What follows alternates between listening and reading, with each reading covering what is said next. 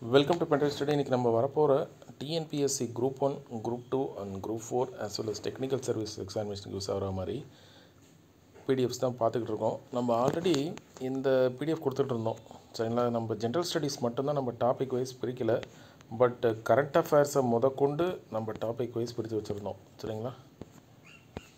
Aptitude, reasoning, பொதுத்தமிழ் எல்லாமே topic wise இருந்துச்சு. General studies மட்டும் முன்னாடி நம்ம டாபிக் வைஸ் பிரிக்கலை, இப்போ நம்ம அதை செஞ்சுருக்கோம். நீங்கள் என்ன பண்ணுங்கள், டாபிக் வைஸ் இருக்கிறத ப்ரிப்பேர் பண்ணுறப்ப யூஸ் பண்ணிக்கோங்க சரிங்களா. ப்ரிப்பேர் பண்ணுறப்ப individual topic wise where to ஸ்டடியை முடிச்சுட்டு அப்புறம் இந்த டாபிக் வைஸ் பார்த்திங்கன்னா உங்களுக்கு எங்கே ஒரு ஐடியா கிடைக்கும்.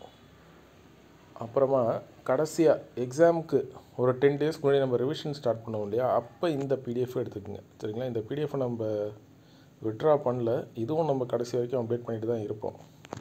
This is for revision and this is for preparation சரிங்களாங்க.